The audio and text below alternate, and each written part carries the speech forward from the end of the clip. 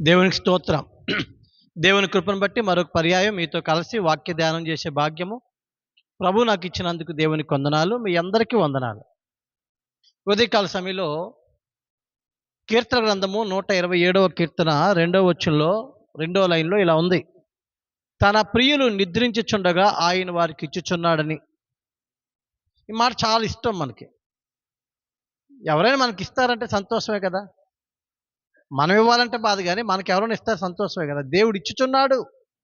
Present continuous చేయట్లేదు. ఇచ్చాను కూడా కాదు. ఇవ్వబోతాడు కూడా కాదు.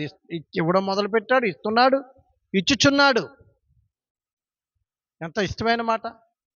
అవును. ఇంకా శుభవార్త చెప్పనా?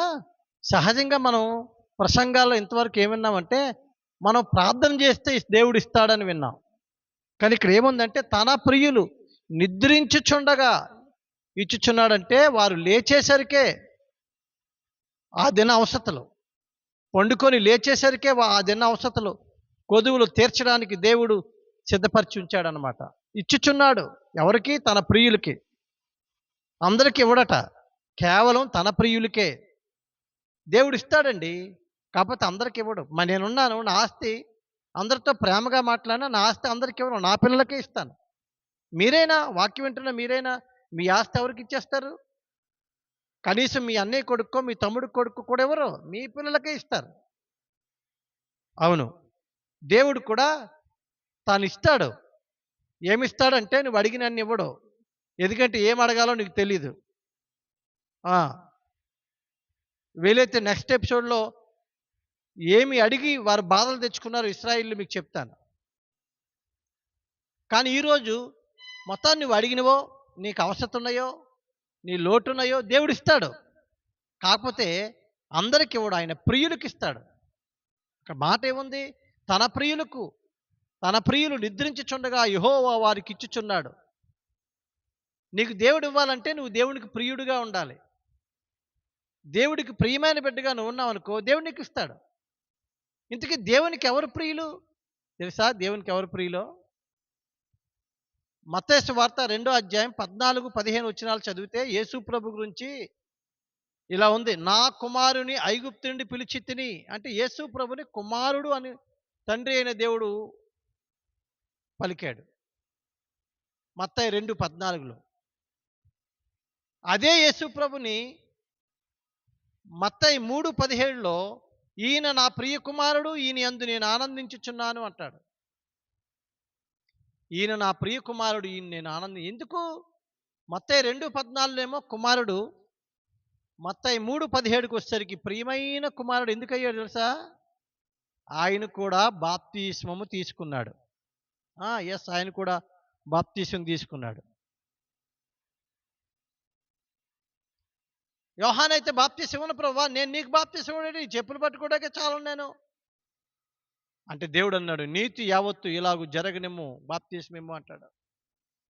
దేవునికి ఎవరు ప్రియులంటే, ఎవరు మారు మనసు పొంది బాప్తిస్మం తీసుకుంటారో వారు ప్రియులు.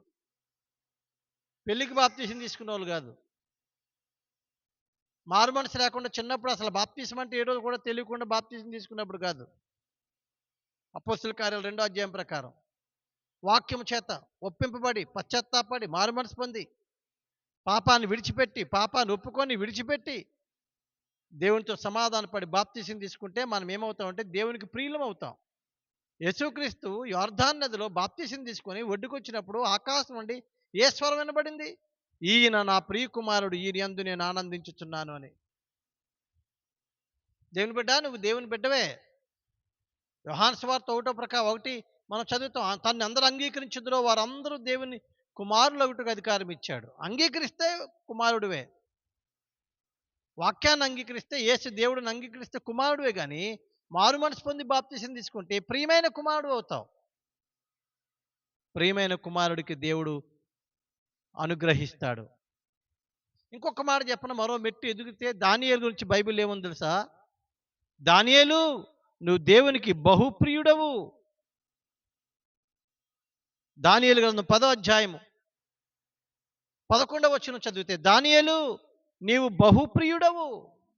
దానియేలు యేసు ప్రభునేమో ప్రియుడని పిలిచాము మత్తయి 3:17లో. ఇక్కడేమో దానియేలు బహుప్రియుడని ఉంది దానియేలు 10:11లో. ఎందువల్ల? బహుప్రియుడు ఎందుకయ్యాడు తెలుసా?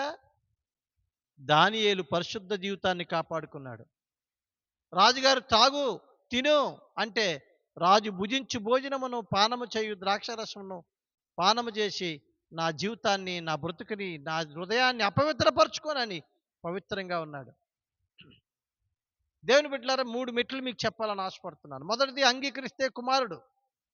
మారుమనసు పొంది బాప్తిసం తీసుకుంటే ప్రియ కుమారుడు.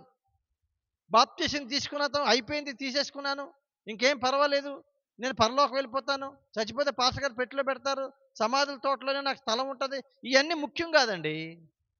బాప్తిసం తీసుకున్న తర్వాత మనం పరిశుద్ధ జీవితాన్ని జీవించాలి. మలినాన్ని మనకు అంటించుకోకూడదు. దేవుడు రక్షణ వస్త్రం ఇచ్చాడు, దేవుడు తెల్లని వస్త్రం ఇచ్చాడు. ఆ మరక, డాగు, కళంకము మనకు అంటుకోకుండా మన జీవితాల్లో వాక్యము చేత ఎప్పటికప్పుడు ఉదక స్నానం చేసి దేవుని సన్నిధిలో మనం కుమ్మరించుకొని మన పరిశుద్ధత కాపాడుకోవాలి. యేసేపు పరిశుద్ధత కాపాడుకున్నాడు. దానియేలు, షడ్రకు, మేషకు, అబేద్నెగోలు పరిశుద్ధతను కాపాడుకున్నారు. అందుకే దానియేలు గురించి బైబిల్ ఇలా ఉంది, నీవు బహుప్రియుడవని. దేవుని బిడ్డ, నేను ముగిస్తున్నాను. అర్థమైందా? ఆయన కుమారుడు అంగీకరిస్తే, మారుమనసు పొంది బాప్తిసం తీసుకుంటే ప్రియమైన కుమారుడువు.